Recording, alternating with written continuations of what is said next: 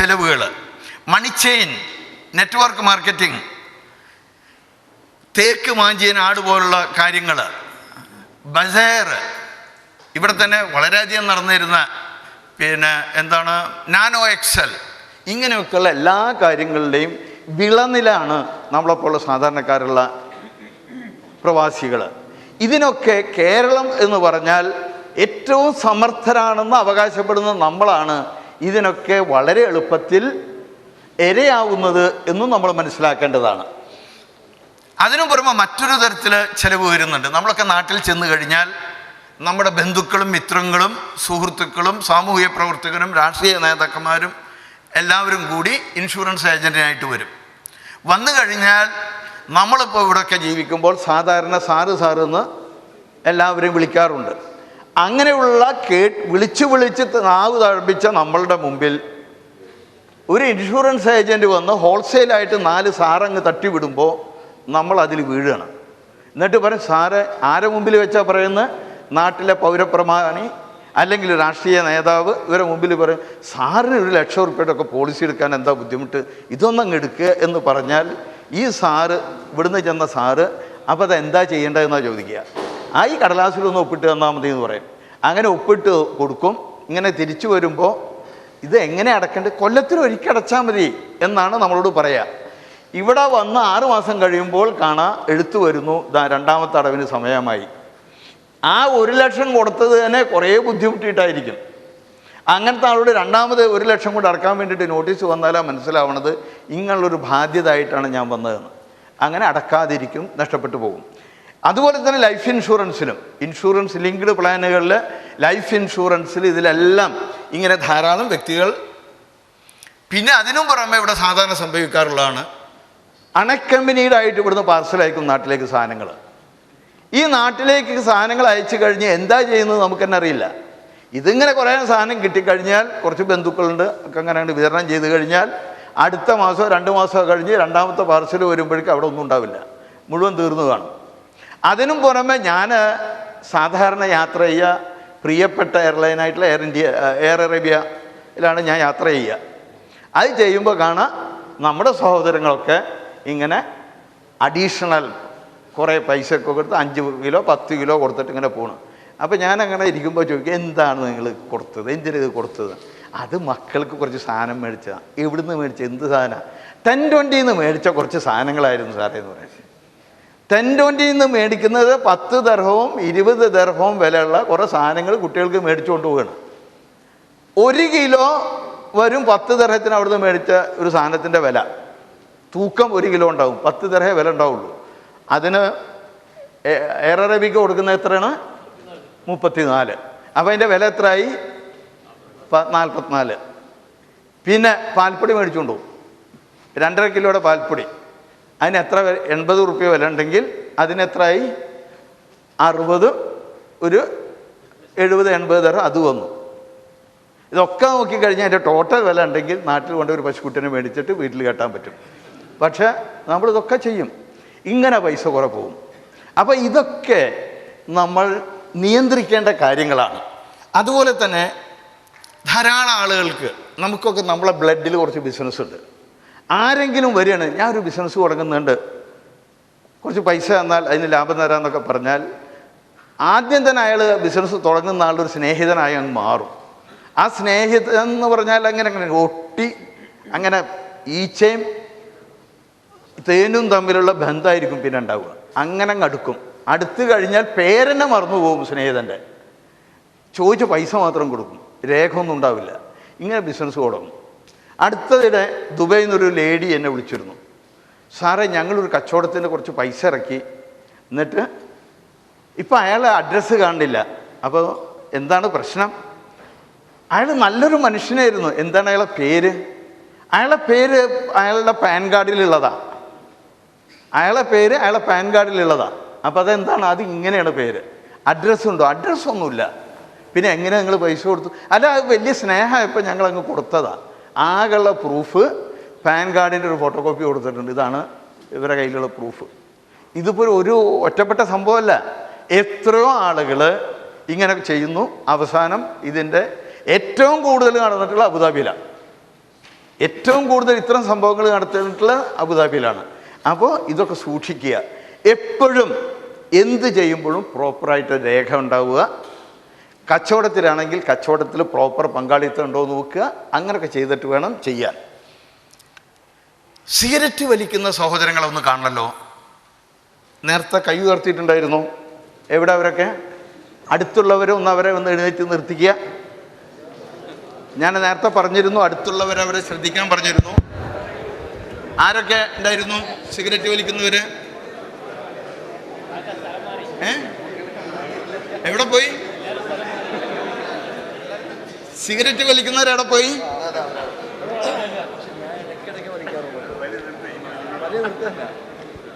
ഒന്നും കൊണ്ടുവരും പ്ലീസ്. ഇവിടെ 2 പേരുണ്ട്. ഇവിടെ വരിക. അവിടെ പ്ലീസ്. എവിടെ സിഗരറ്റ് വലിക്കുന്നവരെവിടെ? സിഗരറ്റ് വലിക്കുന്നു എന്ന് പറഞ്ഞ് കൈ ഉയർത്തിയ ആളുകളൊക്കെ എവിടെ പോയി? എവിടെ പോയി? ഒരാളുണ്ട്.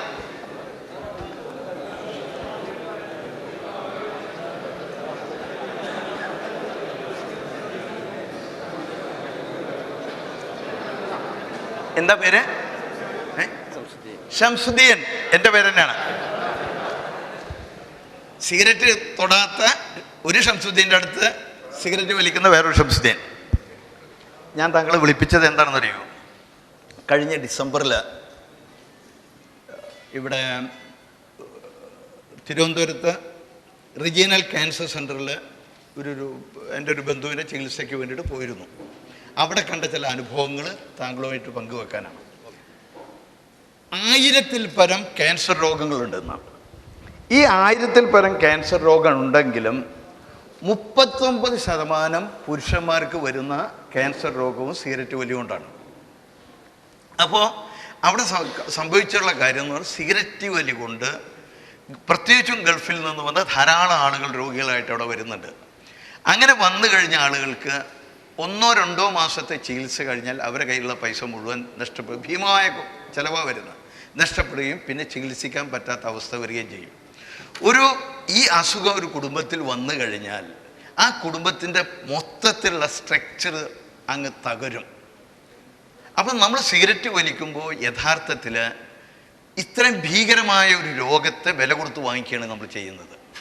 ഷംസുദ്ദീനോട് എനിക്ക് ചോദിക്കാനുള്ളത്, അങ്ങനെ ഒരു രോഗത്തെ വില കൊടുത്ത് വാങ്ങിക്കുകയും സ്വന്തം കുടുംബത്തെ അങ്ങനെ ഒരു അവസ്ഥയിലേക്ക്, ഒരു തീരാദുഃഖത്തിലേക്ക് എത്തുകയും ചെയ്യിക്കണമെന്ന് ഷംസുദ്ദീൻ ആഗ്രഹിക്കുന്നുണ്ടോ? ഇല്ല, ഒരിക്കലും ഇല്ല. അപ്പോൾ ആഗ്രഹിക്കുന്നില്ലെങ്കിൽ സിഗരറ്റ് വലി നിർത്തണ്ടേ? നിർത്തണം. അപ്പോൾ നമുക്ക് നിർത്താൻ തീരുമാനിച്ചൂടെ?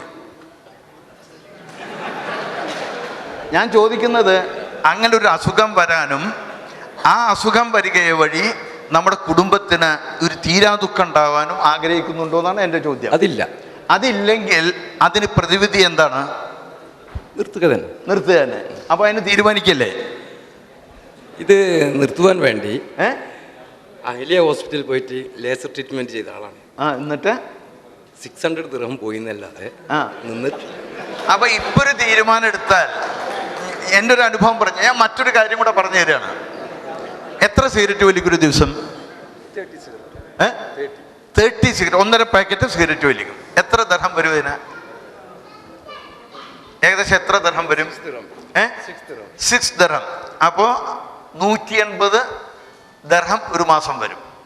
180 ദർഹം എന്ന് പറഞ്ഞു കഴിഞ്ഞാൽ ഇപ്പം എത്ര ഉറുപ്പിയായി? 180 ദർഹം. താങ്കൾ, ഞാനൊരു കാര്യം, ഇത് വളരെ സീരിയസ് ആയിട്ടാണ് പറയുന്നത്.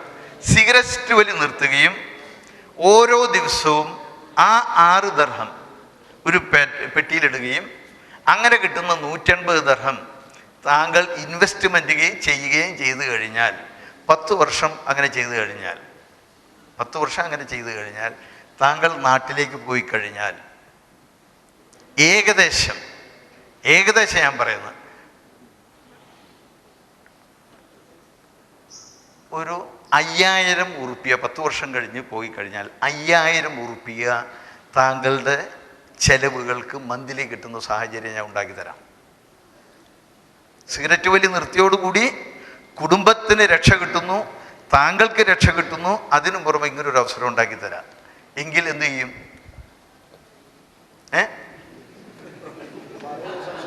എന്ത് ചെയ്യും? നിർത്താൻ ആഗ്രഹിക്കുന്നു എങ്കിൽ താങ്കളുടെ നമ്പർ എനിക്ക് തരണം.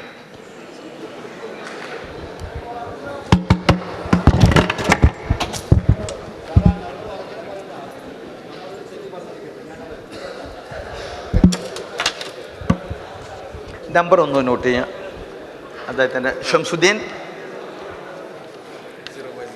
05053.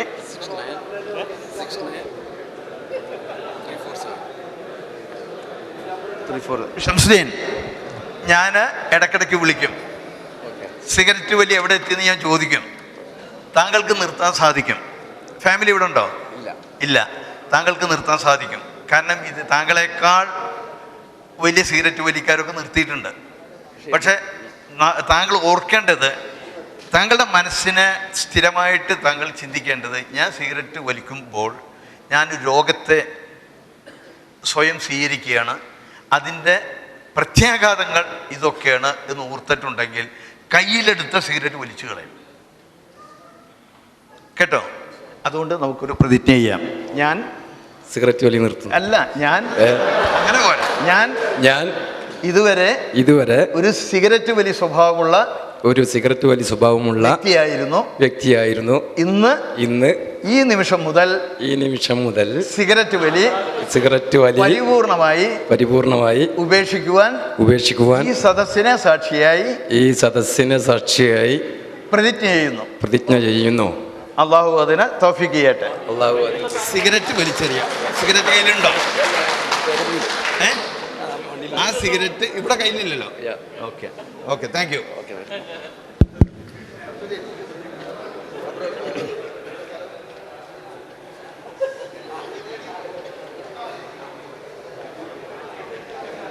ഇനി നമ്മൾ സ്പർശിക്കാൻ പോകുന്നത് നമ്മുടെ കുടുംബാംഗങ്ങളുടെ ചെലവുകളാണ്. നമ്മുടെ കുടുംബാംഗങ്ങളുടെ ഭക്ഷണം, വസ്ത്രം, ആഭരണം, യാത്ര, ടെലിഫോൺ, വൈദ്യുതി, ചികിത്സ, വിദ്യാഭ്യാസം, വിവാഹം, വിരുന്നുകൾ, ജനനം, മരണം. അതേ സമയത്ത് ഇതൊക്കെ സാധാരണ നമ്മുടെ ചെലവുകളാണ്.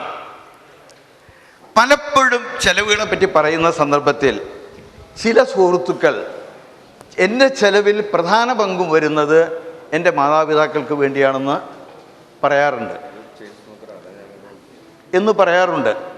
അങ്ങനെ പറയുന്ന പല വ്യക്തികളോടും ഞാൻ പറയാറുള്ളത്, അതൊരിക്കലും നിങ്ങൾ പറയാൻ പാടില്ല. നമ്മുടെ മാതാപിതാക്കൾക്ക് നമ്മൾ ചെയ്യുന്ന ചെലവ് നമ്മളുടെ ഒരു ഏറ്റവും വലിയൊരു കടമയാണ്. ഈ പൊക്കൽ കൊടിയുടെ അടയാളം നമ്മൾ ഉള്ളിടത്തോളം കാലം ഉമ്മ, അമ്മ എന്ന് പറയുന്ന യാഥാർത്ഥ്യം നമ്മൾ മനസ്സിലാക്കണം. നമ്മുടെ ഉമ്മമാർ, നമ്മുടെ അമ്മമാർ നമ്മളെ 10 മാസം ഗർഭം ധരിച്ച് ജീവിച്ചൊരു കാലഘട്ടം ആലോചിച്ച് നോക്കുക. നമുക്കാർക്കെങ്കിലും 1 കിലോ ഭാരം വയറിൽ വെച്ച് കെട്ടി ഒരു ദിവസം ജീവിക്കാൻ പറ്റുമോ? എത്രമാത്രം ബുദ്ധിമുട്ടുണ്ടാവും. നമ്മളുടെ തൂക്കം, നമ്മൾ പുറത്തേക്ക് വരുമ്പോൾ 3 കിലോ തൂക്കം ഉണ്ടായിരുന്നു, അല്ലെങ്കിൽ അതിൽ കൂടുതൽ. അതിനെ പേറി നമ്മൾ മാതാവ് നടന്നിരുന്നു. ഇന്നത്തെ പോലെയുള്ള പാഡുകളൊന്നും അന്നുണ്ടായിരുന്നില്ല. നമ്മളെ ചെറുപ്പത്തിൽ നമ്മളെ മലമൂത്ര വിസർജനം നമ്മുടെ മാതാവ് പൂ പോലെ കൈകാര്യം ചെയ്തിരുന്നു. നമ്മൾക്കൊരു പനി വന്നാൽ ഉറക്കമൊഴിച്ച് നമുക്ക് വേണ്ടി കാത്തിരിക്കുമായിരുന്നു. ഇന്ന് എനിക്കുണ്ടായിട്ടുള്ള അനുഭവം നിങ്ങൾക്കും ഉണ്ടായിട്ടുണ്ടാവും. 92 വയസ്സുള്ള എൻ്റെ ഉമ്മ നാട്ടിലിരുന്നു കൊണ്ട് എനിക്കൊരു തലവേദന വന്നാൽ മനസ്സിലാക്കുന്നു. കത്തുകൾ വന്നിരുന്ന കാലത്ത് ഒരു പനി പിടിച്ച് 2 ദിവസം കിടന്നിട്ടുണ്ടെങ്കിൽ ആ ദിവസം ഒരു എഴുത്തെഴുതിയിട്ടുണ്ടാവും ഇങ്ങോട്ട്, മോന് എന്തെങ്കിലും അസുഖമുണ്ടോ എന്ന്. ടെലിപ്പതി പോലെ ഈ അനുഭവങ്ങളൊക്കെ നമുക്കുണ്ടാവും. നമ്മുടെ പിതാവിൻ്റെ കാര്യം ആലോചിച്ച് നോക്കുക. ഇവിടെ ഉണ്ടായിരുന്ന ഒരു പിതാവ്, മലപ്പുറം ജില്ലയിലുള്ള ഒരു ജീവിച്ചിരുന്ന ഇവിടെ ഉണ്ടായിരുന്നു പിതാവിൻ്റെ കഥ. ഒരുപക്ഷെ ആ സുഹൃത്ത് ഇവിടെ ഉണ്ടാവാം. അദ്ദേഹത്തിൻ്റെ മകൻ പറഞ്ഞു, 30 വർഷം ഒരു കുക്കായിട്ട് ജീവിച്ചു. പുറത്തെ ചൂടും കിച്ചണിലെ ചൂടും അനുഭവിച്ചുകൊണ്ട് അദ്ദേഹം ഏതാനും മാസങ്ങൾ കത്തയക്കാതിരുന്നപ്പോൾ ഉമ്മയും മകനും വളരെ വേദനയോട് കൂടിയിട്ടുള്ള വാചകങ്ങൾ എഴുതി കത്തയച്ചു ഈ പിതാവിന്. അവർ അറിഞ്ഞില്ല ഇദ്ദേഹത്തിൻ്റെ സ്ഥിതി എന്താണെന്ന്. അങ്ങനെ ഒരു വിസ എടുത്ത് ഇവൻ വന്നപ്പോഴാണ്, മാത്രമല്ല പഠിക്കാതിരുന്നത് കൊണ്ട് ഒരു ബാർവേലയുടെ ജോലിയാണ് ഇവന് കിട്ടിയത്. ഇദ്ദേഹം എല്ലാവിധ ശ്രമവും നടത്തിയിട്ട് പഠിക്കുകയും ചെയ്തില്ല. അങ്ങനെ 2 ആഴ്ച ചൂടിൽ പണിയെടുക്കേണ്ടി വന്നപ്പോൾ കാര്യങ്ങൾ അറിഞ്ഞപ്പോഴാണ് മനസ്സിലാവുന്നത് ആ പിതാവ് ഇവന് വേണ്ടി എത്രമാത്രം ത്യാഗം സഹിച്ചിരുന്നു, എത്രമാത്രം ചൂട് കൊണ്ടിരുന്നു. ദുഃഖത്തോടു കൂടി എനിക്ക് റിപ്പൻറ്റ് ചെയ്തുകൊണ്ട് വിളിച്ചു പറയുകയുണ്ടായത്, സാറ് ഇത് പറയണം, കാരണം എന്നെപ്പോലെ ഇവിടെയുള്ള പിതാക്കൾ ബുദ്ധിമുട്ടുന്നതറിയാതെ ജീവിക്കുന്ന ചെറുപ്പക്കാർ നാട്ടിലുണ്ട്. അവരെ എനിക്ക് സംഭവിച്ച തെറ്റ് അവർക്ക് സംഭവിക്കാതിരിക്കട്ടെ എന്ന്. അപ്പോൾ അങ്ങനെയുള്ള മാതാപിതാക്കൾക്ക് വേണ്ടി ചിലതൊക്കെ തിരിച്ചു കൊടുക്കാനുള്ള കടമ നമുക്കുണ്ട്. അത് കൊടുക്കണമെങ്കിൽ നമ്മൾ ഏറ്റവും ചുരുങ്ങിയത് അവരുടെ അസുഖത്തിനും അവരുടെ സന്തോഷത്തിനും വേണ്ടി പ്രവർത്തിക്കുക എന്നുള്ളതാണ്. അതൊരിക്കലും ഒരു ചെലവായി നമ്മൾ കാണാൻ പാടില്ല എന്ന് ഓർമ്മപ്പെടുത്തുകയാണ്. അതേസമയം നമുക്കൊക്കെ തോന്നാറുണ്ട്, സാധാരണ ഈ പ്രോഗ്രാമിലൊക്കെ പറയാറുണ്ട്, നമ്മളുടെ കുടുംബങ്ങൾ നാട്ടിൽ സ്ഥിരതാമസമായി ജീവിക്കുന്ന കുടുംബങ്ങൾ ജീവിക്കുന്നതിനേക്കാൾ കൂടുതൽ പൈസ ചെലവാക്കി ജീവിക്കുന്നു എന്ന്. ഞാൻ ഈ സദസ്സിനോട് ചോദിക്കുന്നത്, അങ്ങനെയുള്ള അഭിപ്രായം നിങ്ങൾക്കുണ്ടോ? പ്രവാസികളുടെ നാട്ടിലുള്ള കുടുംബങ്ങൾ നാട്ടുകാരായിട്ടുള്ള നമ്മളുടെ നിലവാരത്തിലുള്ള കുടുംബങ്ങൾ ചെലവാക്കുന്നതിനേക്കാൾ കൂടുതൽ എല്ലാ കാര്യങ്ങൾക്കും ചെലവാക്കുന്നുണ്ട് എന്ന ധാരണ പൊതുവെ ഉണ്ടോ എന്നാണ് എൻ്റെ ചോദ്യം. ഉണ്ടോ? ഉണ്ട്. ജനറലായിട്ട് പറയുമ്പോൾ ഉണ്ട്. അങ്ങനെ ഉണ്ട് എന്ന് നിങ്ങൾ പറയുന്നുണ്ടെങ്കിൽ ആരാണ് അതിന് ഉത്തരവാദി? ആരാ ഉത്തരവാദി? ഉത്തരവാദിത്തം ആർക്കാണ്? നിയന്ത്രിക്കേണ്ട ഉത്തരവാദിത്തം ആർക്കുള്ളത്? നമുക്കാണ്. പക്ഷെ എന്തുകൊണ്ട് നമ്മൾ നിയന്ത്രിക്കുന്നില്ല? അതിന് കാരണം എന്താണ്? എന്തുകൊണ്ടാണ് നിയന്ത്രിക്കാത്തത്?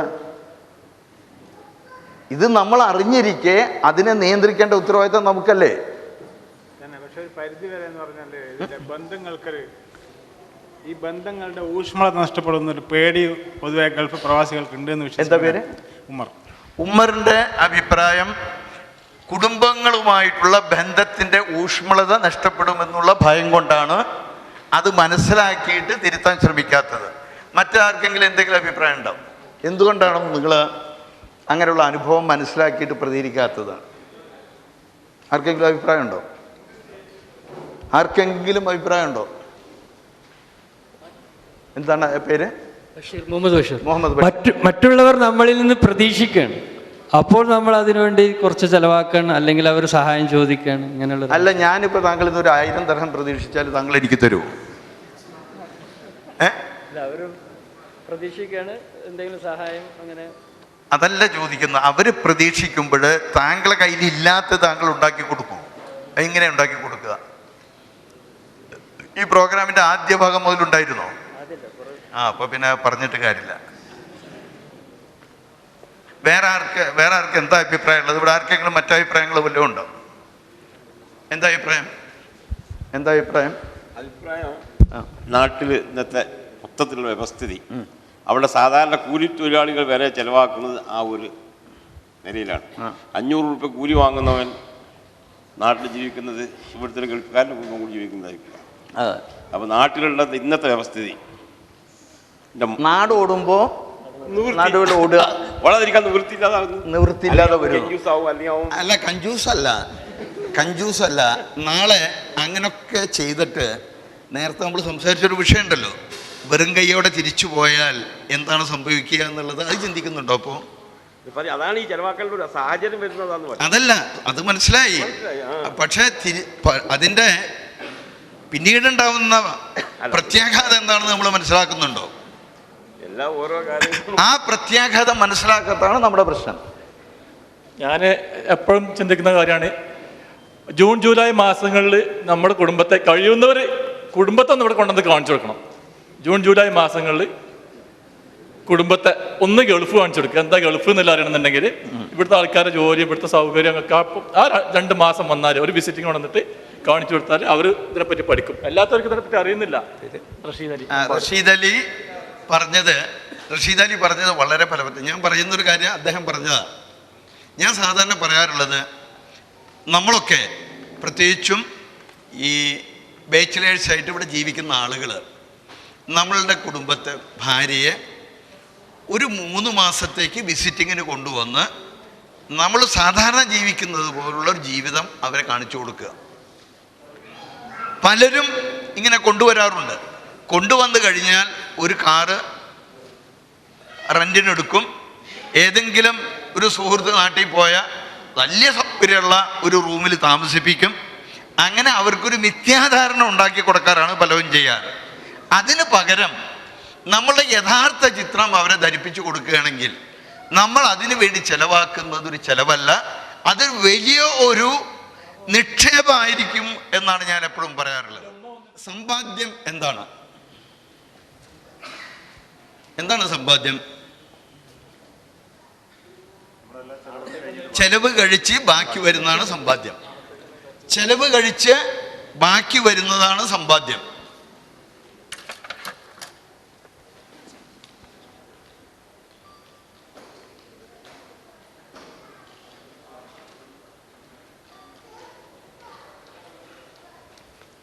നമ്മുടെ ചെലവ് കഴിച്ച് ബാക്കി വരുന്നതാണ് സമ്പാദ്യം, അല്ലേ?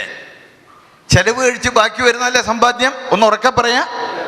അതെ, ചെലവ് കഴിച്ച് ബാക്കി വരുന്നതാണ് സമ്പാദ്യം എങ്കിൽ ഇവിടെ ഇരിക്കുന്ന ആളുകളിൽ ബഹുഭൂരിപക്ഷവും പറഞ്ഞത്, അതായത് 97% പറഞ്ഞത്, അഥവാ തിരിച്ചു പോവുകയാണെങ്കിൽ ഇന്ന് ജീവിക്കുന്ന പോലെ ജീവിക്കാൻ സൗകര്യമില്ല എന്നാണ്.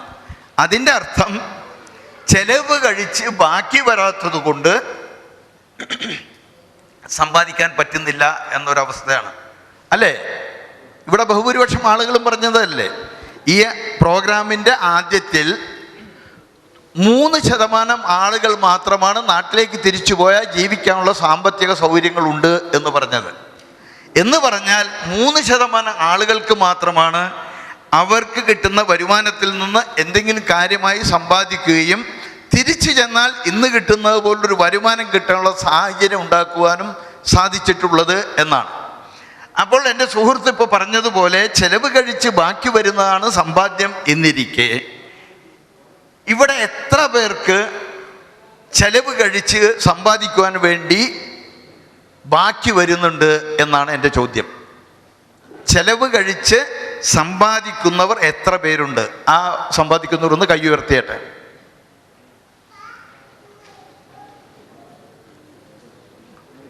ഒരു 22 പേരാണ് കൈ ഉയർത്തിയിട്ടുള്ളത്.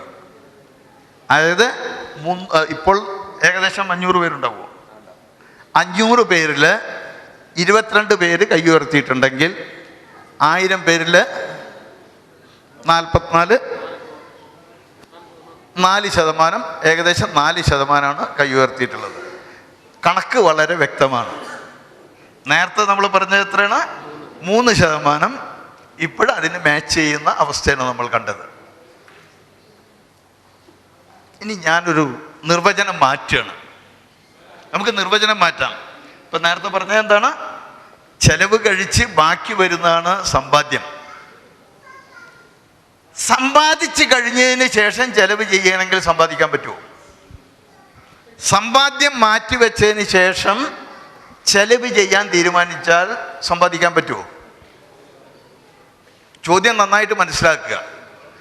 നമ്മൾ സമ്പാദിക്കാൻ ഉദ്ദേശിക്കുന്ന സംഖ്യ മാറ്റിവെച്ചതിന് ശേഷം ബാക്കിയുള്ളത് കൊണ്ട് ജീവിക്കാൻ ശ്രമിക്കാൻ തീരുമാനിച്ചാൽ എത്ര പേർക്ക് സമ്പാദിക്കാൻ പറ്റുമെന്ന് കൈ ഉയർത്തിയേട്ടെ.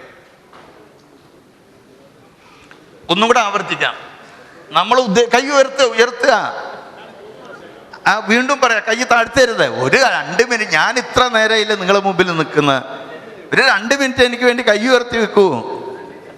അതായത് ഞാൻ ചോദിച്ചത് ഇതാണ്, നമ്മൾക്ക് കിട്ടുന്ന വരുമാനത്തിൽ നിന്ന് സമ്പാദിക്കാൻ ഉദ്ദേശിച്ച സംഖ്യ മാറ്റി വെച്ചിട്ട് ബാക്കിയുള്ളത് കൊണ്ട് ജീവിക്കുക, ബാക്കിയുള്ളത് ചെലവ് ചെയ്യുക. അങ്ങനെ ഉദ്ദേശിച്ചാൽ സമ്പാദിക്കാൻ പറ്റുമെന്നാണ് ചോദ്യം. ഇപ്പോഴും ഈ 500 പേരിൽ ഇവിടെ കൈ ഉയർത്തിയിട്ടുള്ളത് ഒരു 50 പേരുണ്ടാവും. ഒരു 10% പേര്. അപ്പോഴും ഇവിടെ മുഴുവനായിട്ടില്ല. ബാക്കിയുള്ളവരോടാണ് ഞാൻ ചോദിക്കുന്നത്. ബാക്കിയുള്ളവരോടൊരു ചോദ്യം ചോദിക്കണം. ഇവിടെ ഗൾഫ് നാടുകളിൽ പ്രവാസികളായിട്ടുള്ള എക്സ്പാട്രിയേറ്റ്സിൻ്റെ ഇടയിൽ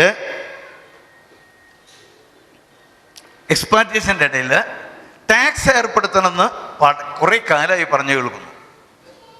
അതിൻ്റെ ആദ്യത്തെ നടപടി ഓൾറെഡി ആയി കഴിഞ്ഞു. ശമ്പളം ബാങ്കിലേക്ക് വരിക എന്നുള്ളത് ഫസ്റ്റ് സ്റ്റെപ്പ്. അടുത്തൊന്നും വരുന്ന പ്രതീക്ഷയല്ല, പക്ഷെ വന്നേക്കാം. പലരും കണക്കുകൾ ഉദ്ധരിച്ചു തുടങ്ങി. പണ്ട് അതൊന്നും ഉദ്ധരിക്കാറില്ല. ഓരോ വർഷവും എത്ര പണം വിവിധ നാടുകളിലേക്ക് ഇവിടുന്ന് ഒഴുകുന്നുണ്ട് എന്നുള്ള കണക്കുകളൊക്കെ നിരന്തരം വന്നുകൊണ്ടിരിക്കുന്നുണ്ട്. എന്ന് പറഞ്ഞാൽ ഒരു ഭയാനകമായ സംഖ്യയാണ് ഓരോ നാടിനെ സംബന്ധിച്ചും പറഞ്ഞാൽ. നമ്മളിവിടെ ജോലി ചെയ്തതിൻ്റെ കിട്ടുന്ന ശമ്പളമാണ് അയക്കുന്നത് എന്നുള്ളതൊക്കെ വേറെ കാര്യം. പക്ഷേ ഇതിലൊരു കാര്യം ചോദിക്കുകയാണ്. ഇവിടെ ഒരു 20% ടാക്സ് ഏർപ്പെടുത്തുന്നു. നമ്മളുടെ ശമ്പളം ബാങ്കിൽ വന്നാൽ 20% ടാക്സ് എടുത്തതിന് ശേഷം നമുക്ക് TDS, tax at source, tax deduction at source, അങ്ങനെ അങ്ങ് എടുത്തിട്ട് ബാക്കി തരുള്ളൂ എന്ന് പറഞ്ഞാൽ ഇന്ന് കിട്ടുന്ന വരുമാനത്തിൽ നിന്ന് 20% കയ്യിൽ കിട്ടുള്ളൂ. മനസ്സിലായോ എല്ലാവർക്കും? 20% കഴിച്ചിട്ടേ ബാക്കി നമ്മുടെ കയ്യിൽ കിട്ടുള്ളൂ. അങ്ങനത്തെ ഒരു അവസ്ഥ വന്നു കഴിഞ്ഞാൽ മതി ഗൾഫിൽ ജീവിച്ചത് പോട്ടെ എന്ന് പറഞ്ഞിട്ട് നാട്ടിലേക്ക് പോകാൻ തീരുമാനിക്കുന്നവർ എത്ര പേരുണ്ട് ഈ കൂട്ടത്തിൽ? 1 2 1 2 3 4 5 6 7 8 9 10 11 12 13 14 15 16 17 പേര്.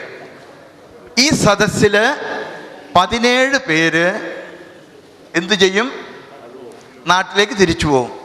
ബാക്കിയുള്ളവരൊക്കെ ഇവിടെ ജീവിക്കും. ഇനി ഈ 17 പേരെ മാറ്റി നിർത്തിയിട്ട് മറ്റുള്ളവരോടാണ് ചോദിക്കുന്നത്, ബാക്കിയുള്ളവരെങ്ങനെ ജീവിക്കും? നിങ്ങളിപ്പോൾ ഇവിടെ പറഞ്ഞൊരു കാര്യം, ചെലവുകളിൽ കഴിച്ച് ബാക്കി വെക്കാൻ പറ്റുന്നില്ല എന്ന് പറഞ്ഞ നിങ്ങൾ ഇപ്പോൾ പറഞ്ഞത് 20% വെട്ടിക്കുറച്ചാലും ഇവിടെ ജീവിക്കുമെന്നാണ് പറഞ്ഞത്, അല്ലേ? അങ്ങനല്ലേ പറഞ്ഞത്? അപ്പം എങ്ങനെ ജീവിക്കുക? എങ്ങനെ ജീവിക്കും? എന്താ പേര്? സാലിം. ദൈവം എങ്ങനെ ജീവിക്കുക? ഉള്ളത് കൊണ്ട് അപ്പോൾ അഡ്ജസ്റ്റ് ചെയ്യാൻ ശ്രമിക്കും, അത്ര തന്നെ.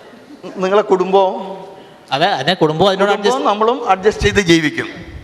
എന്താ പേര്? നിഷാദ് എങ്ങനെ ജീവിക്കും? അത്രയും കാശേ കിട്ടുന്നുള്ളൂ ശമ്പളത്തിൽ എന്ന് കരുതിയിട്ട് ബാക്കിയുള്ള കാശ് കൊണ്ട് ജീവിക്കാൻ ശ്രമിക്കും. അപ്പൊ 20% കിട്ടുന്നുള്ളൂ എന്ന് വിചാരിക്കും. അതുകൊണ്ട് കഴിച്ചിട്ട് ബാക്കിയുള്ളത് കിട്ടുന്നുള്ളൂ എന്ന് വിചാരിച്ച് അതുകൊണ്ട് ജീവിക്കും. അങ്ങനെ തന്നെയാണോ? കൈ ഉയർത്തിയ ആളാണോ കൈ താഴ്ത്തിയ ആളാണോ? അപ്പൊ എങ്ങനെയാണ് ജീവിക്കുക? അഡ്ജസ്റ്റ് ചെയ്ത് ജീവിക്കും. എങ്ങനെ അഡ്ജസ്റ്റ് ചെയ്ത് ജീവിക്കും? ദൈവം അതിനെ വഴി കാണിച്ചിരുന്നു. ദൈവം വഴി കാണിച്ചു തരും. അത് കൊള്ളാം. ചെലവ് ചുരുക്കും. ചെലവ് ചുരുക്കി ജീവിക്കും. ഓക്കെ. ഇപ്പോ ഇവിടെ ഒരു സംഭവം സംഭവിച്ചിട്ടുണ്ട്. ഇവിടെ ഒരു വലിയൊരു സംഭവം ഇവിടെ സംഭവിച്ചു. ഇപ്പോൾ ഇവിടെ നടന്നത് വലിയൊരു സംഭവമാണ്. എന്താ സംഭവിച്ചത്? എന്താ ഇവിടെ സംഭവിച്ചത്? 20% കുറഞ്ഞാലും ജീവിക്കാൻ ശ്രമിക്കുമെന്ന് ഒരു തീരുമാനം എടുക്കുകയും ചെയ്തത്. ചെലവ് കാരണം ജീവിക്കാൻ പറ്റുന്നില്ല എന്ന് ഏതാനും നിമിഷം മുമ്പ് അവകാശപ്പെട്ട വ്യക്തികൾ സ്വയം തീരുമാനിച്ച സംഭവമാണ്. 20% കുറഞ്ഞാലും അഡ്ജസ്റ്റ് ചെയ്ത് ജീവിക്കും എന്ന്, അല്ലേ? ഇതാ ഞാൻ ചോദിക്കട്ടെ, അടുത്ത മാസം മുതൽ ജൂലൈ മുതൽ ഈ ടാക്സിന് പകരം 20% നിങ്ങൾ സേവ് ചെയ്യുന്നു എന്ന് തീരുമാനിക്കുക. നമ്മൾ നടത്തുന്ന ചെലവ് ആർക്ക് വേണ്ടിയിട്ടാണ്? നമുക്കും നമ്മുടെ കുടുംബത്തിനും. നമ്മുടെ കുടുംബത്തിനും വേണ്ടി അടുത്ത മാസം 20% മാറ്റിവെക്കുന്നു എന്ന് നമ്മളങ്ങ് തീരുമാനിക്കുക. എന്നിട്ട് ബാക്കിയുള്ളത് കൊണ്ട് നേരത്തെ പറഞ്ഞതുപോലെ ജീവിക്കാനും തീരുമാനിക്കുക. അപ്പം 20% എങ്കിലും സമ്പാദിക്കാൻ പറ്റില്ലേ? പറ്റുമോ? എല്ലാവരും ഉറക്കെ പറയണം. പറ്റുമോ? പറ്റും. എല്ലാവരും എഴുന്നേറ്റ് നിൽക്കുക. ഈ തീരുമാനം എൻ്റെതല്ല. ഈ തീരുമാനം നിങ്ങളെടുത്ത തീരുമാനമാണ്. അതുകൊണ്ട് തന്നെ ഉറക്കെ നിങ്ങളത് പ്രഖ്യാപിക്കണം. ഞങ്ങൾ ഇതുവരെ ശ്രവിച്ച ക്ലാസ്സിൽ നിന്ന് വേണമെങ്കിൽ ഞങ്ങൾക്ക് 20% വരുമാനത്തിൽ നിന്ന് സമ്പാദിക്കുവാൻ കഴിയുമെന്ന് ബോധ്യപ്പെട്ടിരിക്കുന്നതിനാൽ അടുത്ത മാസം മുതൽ ഞങ്ങളുടെ വരുമാനത്തിൽ നിന്ന് 20% എങ്കിലും സമ്പാദിക്കുമെന്ന് ഈ സദസ്സിനെ സാക്ഷിയായി ദൈവനാമത്തിൽ പ്രതിജ്ഞ ചെയ്യുന്നു. Thank you.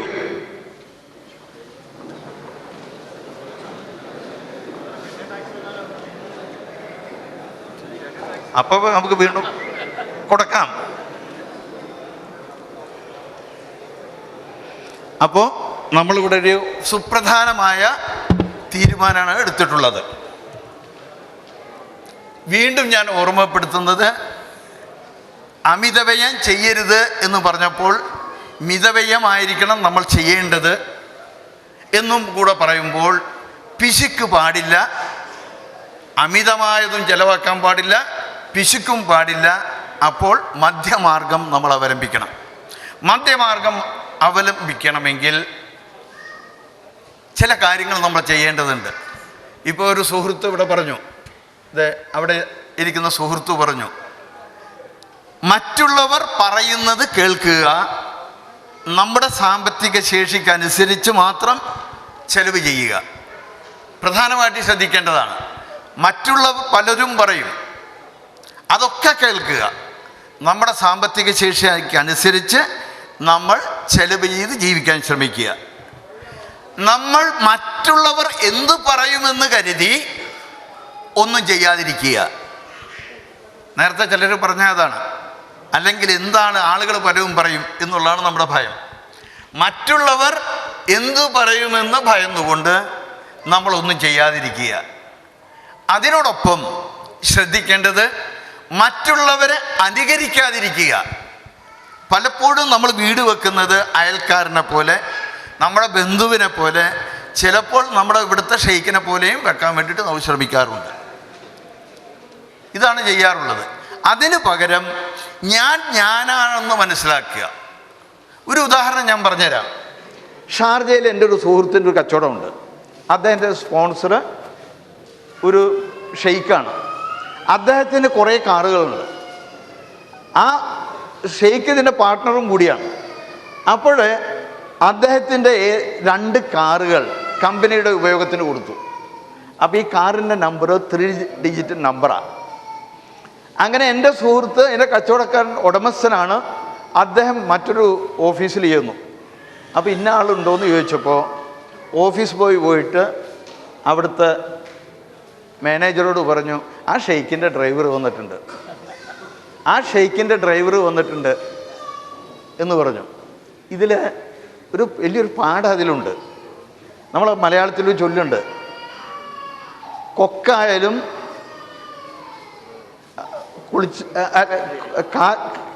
കാക്ക കുളിച്ചാൽ കൊക്കാവില്ല, കാക്ക കുളിച്ചാൽ കൊക്കാവില്ല എന്ന് പറഞ്ഞ് എന്നതുപോലെ ഒരു വ്യക്തിയെ പറ്റി നമ്മളൊക്കെ പറ്റി സമൂഹത്തിലൊരു ധാരണ ഉണ്ട്. നമ്മൾ മറ്റുള്ളവർക്ക് എന്ത് തോന്നും, മറ്റുള്ളവരെന്ത് ചെയ്യും എന്നൊക്കെ പറഞ്ഞ് നമ്മൾ ചെയ്യാതിരുന്നിട്ട് ഒരു കാര്യമില്ല. നമ്മൾ എന്ത് ചെയ്താലും നമ്മൾ തന്നെയാണ്, അതൊരു മാറ്റം ഉണ്ടാവില്ല. അപ്പോൾ അതുകൊണ്ട് ഈ വക കാര്യത്തിൽ നമ്മൾ നമ്മളായി ജീവിക്കുക. നമ്മൾ ജീവിക്കേണ്ടത് നമ്മളായിട്ടാണ്. അപ്പം അതുകൊണ്ട് മറ്റുള്ളവരെ ആ ചിന്താഗതി നമ്മൾ മാറ്റുക. നമ്മളൊക്കെ കഷ്ടപ്പെടുമ്പോൾ ഒരാളും നമ്മളൊപ്പം ഉണ്ടാവില്ല. നമ്മളെ കയ്യിൽ പണം ഉണ്ടാവുന്ന സമയത്ത് ധാരാളം ആളുകളുണ്ടാവും, അതിന് യാതൊരു സംശയവുമില്ല. നമുക്ക് അതിനൊരു ചെറിയൊരു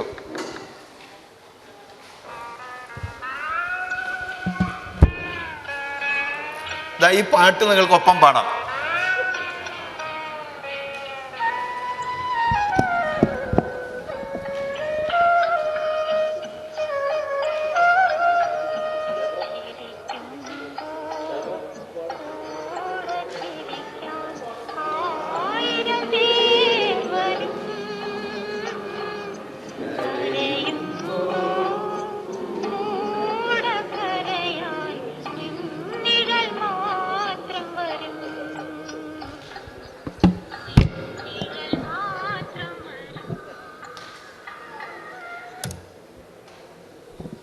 അതിനോടൊപ്പം ഇത് വളരെ അർത്ഥവത്തായിട്ടുള്ള കാര്യമാണ്. നമ്മൾ എന്ത് വേഷം കെട്ടിയിട്ടും കാര്യമില്ല. നമ്മൾ ബുദ്ധിമുട്ടുമ്പോൾ നമുക്ക് നമ്മൾ തന്നെ ഉണ്ടാവുള്ളൂ. അത് നമ്മൾ ഓർത്തിരിക്കേണ്ടത് വളരെ അനിവാര്യമാണ്. അതിനൊക്കെ നിയന്ത്രിക്കണമെങ്കിൽ എന്ത് വാങ്ങുമ്പോഴും 2 തവണ ആലോചിക്കുക. ഇത് അത്യാവശ്യമാണോ എന്ന് 2 തവണ ആലോചിച്ചിട്ട് വേണം വാങ്ങിക്കാൻ. ഇപ്പോൾ ഇവിടെ ധാരാളം സഹോദരികളുണ്ട്. അവരൊക്കെ കുറേ കാലം ഗൾഫിൽ ജീവിക്കുന്നവരാണ്. ഇവരോടൊക്കെ ചോദിച്ചു കഴിഞ്ഞാൽ ഒരു കാര്യം മനസ്സിലാകും. അത്യാവശ്യം എന്ന് പറഞ്ഞാൽ ധാരാളം വീട്ടുപകരണങ്ങൾ നിങ്ങളുടെ കയ്യിലുണ്ടാവും.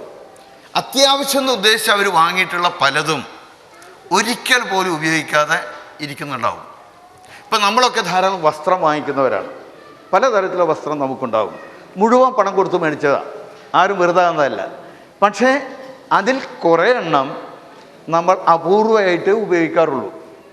പണം കൊടുത്ത് വാങ്ങിച്ചതാണെങ്കിലും ഉപയോഗിക്കേണ്ട സമയം വരുമ്പോൾ നമ്മുടെ കൈ അങ്ങോട്ട് എത്തില്ല, അങ്ങനെ ഇരിക്കും. അത് എന്തുകൊണ്ടാണ് സംഭവിക്കുന്നത്? ഒരു റിഫ്ലക്സ് ആക്ഷൻ പോലെ നമ്മൾ എവിടെയെങ്കിലുമൊക്കെ പോയി കഴിഞ്ഞാൽ പെട്ടെന്ന് നിങ്ങൾ വാങ്ങിക്കുന്നു. ആ സമയത്ത് ഒന്ന് ആലോചിച്ചത് നിർബന്ധമാണോ, ഇതെനിക്ക് പറ്റിയതാണോ എന്ന് ആലോചിച്ചാൽ അത് സ്ത്രീകളെ സംബന്ധിച്ചും പുരുഷന്മാരെ സംബന്ധിച്ചും സാധാരണ സംഭവിക്കുന്നതാണ്. അതുപോലെ തന്നെ ഷോപ്പിങ്ങിന് പോകും. ഇപ്പോൾ സഹോദരികളൊക്കെ ഷോപ്പിങ്ങിന് പോകുമ്പോൾ ഒരു സ്ലിപ്പ് മേടിച്ചിട്ട്, സഹോദരികളെ എപ്പോഴും ഷോപ്പിങ്ങിന് പോകുമ്പോൾ ഒരു സ്ലിപ്പ് വെക്കാറില്ലേ? അതെ, നിങ്ങളുടെ കൂട്ടത്തിൽ ആ സ്ലിപ്പായിട്ട് ഷോപ്പിങ്ങിന് പോയിട്ട് ആ സ്ലിപ്പിലുള്ള സാധനം മാത്രം മേടിച്ചു പോന്നിട്ടുള്ളവർ വല്ലവരുണ്ടോ ഈ കൂട്ടത്തിൽ? ഒന്ന് കൈ ഉയർത്തിയട്ടെ. ആരുണ്ടാവില്ല. പുരുഷന്മാരുടെ കൂട്ടത്തിലുണ്ടോ? ഷോപ്പിങ്ങിന് പോകുമ്പോൾ എന്തെങ്കിലും വാങ്ങിക്കണം എന്ന് പറഞ്ഞ് പോയി കഴിഞ്ഞാൽ അത് മാത്രം വാങ്ങിച്ചു പോരുന്നവർ വല്ലവരുണ്ടോ ഈ കൂട്ടത്തിൽ? ഇതാ 2-3 പേരുണ്ട്, 4-5 പേരുണ്ട്. പക്ഷെ എന്താ സംഭവിക്കുന്നത്? നമ്മളെ ആകർഷിപ്പിക്കാൻ പല ഓഫറുകളും നമ്മൾ മുമ്പിൽ കാണും. നമുക്കൊരു ഷാമ്പു ആണ് വാങ്ങിക്കുന്നതെങ്കിൽ നമ്മുടെ വീട്ടിൽ സോപ്പും ടൂത്ത് പേസ്റ്റും ഇരിക്കെ അത് 3ഉം കൂടി ഒരു ബണ്ടിൽ ചെയ്ത് വെച്ച് കഴിഞ്ഞാൽ നമ്മളത് മേടിച്ചു പോരും. എന്തിനാ ഒരു ബണ്ടിലാക്കി അവർ വിൽക്കുന്നത്? സോപ്പും ടൂത്ത് പേസ്റ്റും അവരുടെ കയ്യിൽ ഓവർ സപ്ലൈ ഉണ്ടായിരിക്കും. അപ്പോൾ അവരെ സ്റ്റോക്കിൽ ഇരിക്കുന്നതിന് പകരം അവർക്ക് പണം കൊടുത്ത് നമ്മൾ മേടിച്ച് നമ്മളെ സ്റ്റോക്കിൽ വെക്കുന്നു. അവരെ സഹായിക്കണം നമ്മൾ ചെയ്യുന്നത്. ഇത് സാധാരണ ചെയ്തു പോകുന്നു. അതുപോലെ തന്നെ എൻ്റെ ഒരു സുഹൃത്ത്, ജബലയിൽ ജോലി ചെയ്യുന്നൊരു സുഹൃത്ത് ഒരു കഥ പറഞ്ഞു എന്നോട്. അദ്ദേഹത്തിൻ്റെ ഭാര്യ ടിഫിൻ കൊടുക്കുമ്പോൾ ചിക്കൻ നഗറ്റ് വെക്കും. 1 വെക്കാറ് സാധാരണ. ഒരു ദിവസം കണ്ടു 3 എണ്ണം, 2ാമത്തെ ദിവസം 3 എണ്ണം, 3ാമത്തെ ദിവസം 3 എണ്ണം കണ്ടപ്പോൾ വൈഫിനോട് ചോദിച്ചു, ഇതെന്തത് 3 എണ്ണം തരുന്നു, 1 സാധാരണ തരാറുള്ളൂ. അപ്പോൾ വൈഫ് പറഞ്ഞു, അതേ കഴിഞ്ഞ ആഴ്ച നമ്മൾ ഷോപ്പിങ്ങിന് പോയപ്പോൾ 3 പാക്കറ്റ് ചിക്കൻ നഗറ്റ് മേടിച്ചു. അതിൽ 2 എണ്ണം അടുത്ത മാസം എക്സ്പയർ ആവാൻ പോവുകയാണ്. മക്കൾക്കും കൊടുക്കുന്നുണ്ട് 3 എണ്ണം. അതിന് ഉത്തരാണ്, മക്കൾക്കും 3 എണ്ണം കൊടുക്കുന്നുണ്ട്. ഇങ്ങനെയൊക്കെ സാധാരണ നമ്മൾക്ക് സംഭവിക്കുമ്പോൾ ആവശ്യമില്ലാത്ത സാധനങ്ങൾ നമ്മൾ മേടിക്കുകയും അത് ആവശ്യത്തിൽ കൂടുതൽ ചെലവാക്കി അവസാനിപ്പിക്കുകയും ചെയ്യുന്നു. അപ്പോൾ അത്തരം കാര്യങ്ങൾ ശ്രദ്ധിക്കുക. ഇതിനും പുറമെ ഇവിടെ ബഹുഭൂരിപക്ഷവും കുടുംബം നാട്ടിലുള്ളവരാണ്. നമ്മുടെ കുടുംബത്തോട് പറയുക ഒരു കുടുംബ ബഡ്ജറ്റ് ഉണ്ടാക്കാൻ. ഇപ്പോൾ 20% നിങ്ങൾ സമ്പാദിക്കണമെന്ന് തീരുമാനിച്ചു കഴിഞ്ഞാൽ 10,000 ഉറുപ്പിക വീട്ടിലെ ചെലവിന് ഇതുവരെ അയച്ചിരുന്ന ആളുകളാണെങ്കിൽ അതിൻ്റെ അടിസ്ഥാനത്തിൽ നമുക്ക് 8,000 ഉറുപ്പികയെ അയക്കാൻ പറ്റുള്ളൂ. അടുത്ത മാസം മുതൽ 8,000 ഉറുപ്പികയെ നമുക്ക് അയക്കാൻ പറ്റുള്ളൂ. അങ്ങനെ അയക്കുന്ന സാഹചര്യത്തിൽ കുടുംബത്തിനോട് പറയാം, എൻ്റെ ശമ്പളം ഇങ്ങനെ കുറഞ്ഞിരിക്കുകയാണ്, അതുകൊണ്ട് 8,000 അയക്കുള്ളൂ. ആ 8,000-ൽ ഒതുങ്ങുന്ന ഒരു ബഡ്ജറ്റ് അയച്ചു തരാൻ പറയാം. അപ്പോൾ 2-3 ചിലവുകളാണ് നിർബന്ധമായിട്ടുള്ള ചിലവുകൾ നമ്മുടെ നാട്ടിലുള്ളത്. എന്തൊക്കെയാണ്? കുട്ടികളുടെ ഫീസ്, അത് മാത്രമേ നിർബന്ധമായിട്ടൊരു മാറ്റമില്ലാത്തതുണ്ടാവുള്ളൂ. മറ്റുള്ളതൊക്കെ നിയന്ത്രിക്കാവുന്നതാണ്. അതേ സമയത്ത് ഇവിടെ ജീവിക്കുന്ന ആളുകളെ സംബന്ധിച്ച് പറയുകയാണെങ്കിൽ കുട്ടികളുടെ ഫീസും നമ്മുടെ റെൻറ്റും, ഇത് രണ്ടും നമ്മളുടെ നിശ്ചിതമായ ചെലവുകളാണ്, അല്ലേ? നമ്മുടെ കുട്ടികളുടെ ഫീസും നമ്മുടെ റെൻറ്റും നിശ്ചിതമായിട്ടുള്ള ചെലവുകളാണ്. അതിൻ്റെ യാതൊരു മാറ്റം വരുന്നില്ല. മറ്റുള്ള എല്ലാ ചെലവുകളും നമുക്ക് നിയന്ത്രിക്കാവുന്നതാണ് അല്ലേ? മറ്റുള്ള എല്ലാ ചെലവുകളെയും നമുക്ക് നിയന്ത്രിക്കാൻ സാധിക്കും. അപ്പം അതുകൊണ്ട് തന്നെ നമ്മൾ ചെയ്യേണ്ടത്, നമ്മളുടെ നിശ്ചിതമായ ചെലവുകൾ എന്തായാലും അങ്ങനെ നിൽക്കുമെങ്കിലും മറ്റുള്ള ചെലവുകളെല്ലാം രേഖപ്പെടുത്തുകയും അത് നമ്മളുടെ നാട്ടിലേക്ക് അയക്കാൻ പറ്റുന്ന സംഖ്യ എത്രയാണോ അതിൽ ഒതുങ്ങുന്നതുമായിട്ടുള്ള ഒരു ബഡ്ജറ്റ് ഉണ്ടാക്കുവാൻ പറയുക. എന്നതുപോലെ തന്നെ നമുക്കും ഇവിടെ ഒരു ചിലവുണ്ട്. ആ ചിലവും 20% നമ്മൾ സമ്പാദിക്കുന്നതുകൊണ്ട് കുറവ് വരുത്തേണ്ടതുണ്ട്. അതിൽ ഒതുക്കുന്ന തരത്തിൽ നമ്മൾ ചെയ്യുക. അങ്ങനെ ചെയ്തു കഴിഞ്ഞാൽ, അങ്ങനെ ഒരു ശീലം ഉണ്ടായിക്കഴിഞ്ഞാൽ നമ്മൾ നമ്മുടെ ജീവിതത്തിൽ ഒരു അച്ചടക്കമുള്ളവരായി തീരും. അതേസമയം സ്ത്രീ ശാക്തീകരണത്തിലൂടെ നമുക്ക് കുറേ മാറ്റങ്ങൾ ഉണ്ടാക്കുവാൻ സാധിക്കും. നമ്മുടെ ഭാര്യമാർ എത്രമാത്രം ത്യാഗം സഹിക്കുന്നവരാണെന്ന് നമ്മൾ അറിയേണ്ടതുണ്ട്. ഫ്രഞ്ച് യൂണിവേഴ്സിറ്റിയിൽ നിന്ന് ഒരു സ്ത്രീ കേരളത്തിൽ ഗവേഷണം നടത്താൻ വേണ്ടി വന്നിട്ട് തിരുവനന്തപുരം, കൊച്ചി, തൃശ്ശൂർ, തിരൂര്, കോഴിക്കോട് എന്നുള്ള സ്ഥലങ്ങളിലുള്ള പ്രവാസിയുടെ കുടുംബങ്ങളെ പഠിച്ചതിന് ശേഷം അവർ പറഞ്ഞത്, പ്രവാസിയുടെ ഭാര്യമാരെ പോലെ ഉത്തരവാദിത്വത്തോടെ ജീവിക്കുന്ന സ്ത്രീകൾ ലോകത്ത് തന്നെ ഇല്ല എന്നാണ്. കാരണം പ്രവാസിയുടെ ഭാര്യ മകളാണ്, ഭാര്യയാണ്, മരുമകളാണ്, മാതാവാണ്, പിതാവിൻ്റെ റെസ്പോൺസിബിലിറ്റി ഉള്ളവളാണ്, ഫിനാൻഷ്യൽ കൺട്രോളറാണ്. അങ്ങനെ എണ്ണിയാൽ തീരാത്ത ഉത്തരവാദിത്തങ്ങളാണ് അവർക്കുള്ളത്. അത്തരം ഉത്തരവാദിത്തങ്ങൾ അത്രയും വൈഭവത്തോടെ നടത്തുന്ന സ്ത്രീകൾ ലോകത്ത് ഉദാഹരണത്തിനില്ല എന്നാണ് അവർ പറഞ്ഞത്. പക്ഷെ നമ്മളത് മനസ്സിലാക്കുന്നില്ല. പലപ്പോഴും പ്രവാസികൾക്ക് തങ്ങളുടെ ഭാര്യമാരുടെ ഇങ്ങനെയുള്ള കാര്യങ്ങളെപ്പറ്റി 100 കുറ്റങ്ങളാണ് പറയാനുണ്ടാവുക. അതിന് പകരം നമ്മൾ മനസ്സിലാക്കുകയും, ഇന്നത്തെ സാഹചര്യം നോക്കിക്കഴിഞ്ഞാൽ നമ്മുടെ ഭാര്യമാർ ധാരാളം കഴിവുകളുള്ളവരാണ്. അവരുടെ കഴിവുകൾ എന്താണോ അത് ഉപയോഗപ്പെടുത്താനുള്ള അവസരവും നമ്മൾ ഉണ്ടാക്കി കൊടുക്കുക. ഉദാഹരണമായി, സ്വന്തം മക്കളെ പഠിപ്പിക്കുമ്പോഴാണ് പലർക്കും മനസ്സിലാവുക ആ വ്യക്തിയിൽ ഒരു നല്ല ടീച്ചറുണ്ട് എന്ന്. അങ്ങനെ മനസ്സിലാക്കി കഴിഞ്ഞാൽ അയൽക്കാരായിട്ടുള്ള 4 കുട്ടികൾക്ക് ട്യൂഷൻ കൊടുത്താൽ ഇൻകം കിട്ടുന്ന കാര്യമാണ്. ചിലർക്ക് ടൈലറിങ് വളരെ സന്തോഷമുള്ള കാര്യമായിരിക്കും. സ്വന്തം മക്കൾക്ക് വസ്ത്രം തയ്ച്ചു കൊടുക്കുന്നുണ്ടെങ്കിൽ അയൽക്കാരുടെ മക്കൾക്കും ചെയ്തു കൊടുത്താൽ അതിൽ നിന്നൊരു വരുമാനം കിട്ടും. കോഴി വളർത്താൻ, പശുവിനെ വളർത്താൻ സൗകര്യമുണ്ടെങ്കിൽ, കമ്പ്യൂട്ടർ അറിയുന്നവരാണെങ്കിൽ, നോളജ് ഉള്ളവരാണെങ്കിൽ, ഇന്ന് ഐഡിയ ടെലിഫോണിൻ്റെ അപ്ലിക്കേഷൻ ഫോം ഡാറ്റ ഫീഡ് ചെയ്ത് കൊടുത്താൽ 70 ഫിൽസ് കിട്ടും, പൈസ കിട്ടും. അങ്ങനെ പലതും വീട്ടിലിരുന്നു കൊണ്ട് ഡാറ്റ എൻട്രി ചെയ്തുകൊണ്ട് ചെയ്യാൻ പറ്റും. അങ്ങനെ അവസരങ്ങളുണ്ട്. അതിനും പുറമെ കാറ്ററിങ്, ഇപ്പോൾ കോഴിക്കോടൊക്കെ പല വീടുകളിലും സംഭവിച്ചുകൊണ്ടിരിക്കുന്നത്, പല വീടുകളിലും ഭക്ഷണം പാകം ചെയ്തു കൊടുക്കുന്നുണ്ട്. ഗൾഫിലേക്ക് വരുന്ന സുഹൃത്തുക്കൾക്ക് ചട്ടിപ്പത്തിരി അങ്ങനെയുള്ള സാധനങ്ങളൊക്കെ ഉണ്ടാക്കി കൊടുക്കുന്ന കുടുംബങ്ങളുണ്ട്. എല്ലാ സ്ഥലത്തും അത് ചെയ്യാൻ പറ്റും. അതിന് കഴിവുള്ളവർക്ക് അത് ചെയ്യുകയാണെങ്കിൽ നല്ലൊരു വരുമാനം കിട്ടുന്ന മാർഗമാണ്. തിരൂരല്ല, കോലളമ്പിൽ ഞാനൊരു ക്ലാസ് നടത്തിയതിൻ്റെ ഫലമായി അബുദാബിയിലുള്ളൊരു സുഹൃത്ത് എന്നോട് പറയാം, അദ്ദേഹത്തിൻ്റെ സിസ്റ്റർ ഒരു കാറ്ററിങ് ഇത് തുടങ്ങി. ഇപ്പോൾ 1 ഡസൻ ആളുകൾ വർക്ക് ചെയ്യുന്ന ഒരു സ്ഥാപനമായിട്ട് വളർന്നു വന്നിരിക്കുന്നു. ഇങ്ങനെ ഒരു നിർദ്ദേശം കൊടുത്തതാണ്, കാറ്ററിങ് ചെയ്യാൻ പറ്റുമെന്ന്. വീട്ടിലേക്ക് ആവശ്യമുള്ള പച്ചക്കറികൾ ഉണ്ടാക്കാൻ സാധിക്കും പക്ഷെ നമ്മൾ പ്രേരിപ്പിക്കണം. അങ്ങനെ പ്രേരണ കൊടുത്തു കഴിഞ്ഞാൽ അവരിൽ അങ്ങനെ മാറ്റം ഉണ്ടാകും. അതിനോടൊപ്പം നമ്മളെല്ലാവരും ശ്രദ്ധിക്കേണ്ടത്, പ്രത്യേകിച്ചും ഇവിടെ ബാച്ചിലറായിട്ടുള്ളവർ കൂടുതലായതുകൊണ്ട് പറയണം, നമ്മളുടെ നിക്ഷേപങ്ങൾ അതിനെപ്പറ്റിയൊക്കെ നമ്മുടെ ഭാര്യമാർ അറിഞ്ഞിരിക്കണം. നിങ്ങൾ വല്ല ഇൻഷുറൻസ് പോളിസി എടുത്തിട്ടുണ്ടെങ്കിൽ അതിൻ്റെ കോപ്പി നാട്ടിലേക്ക് അയച്ചിരിക്കണം. അത് നാട്ടിലുണ്ടായിരിക്കണം. ബഹ്റൈനിലുള്ള ഒരു സഹോദരൻ ഒരു ഇൻഷുറൻസ് പോളിസി എടുത്തിരുന്നു. അദ്ദേഹത്തിൻ്റെ അമ്മ തിരുവല്ലയിൽ ഞാൻ പ്രോഗ്രാം നടത്തുമ്പോൾ വരികയും ആ കുട്ടി മരിച്ചതിന് ശേഷം അവർക്കൊന്നും കിട്ടാത്തൊരവസ്ഥ ഉണ്ടായി.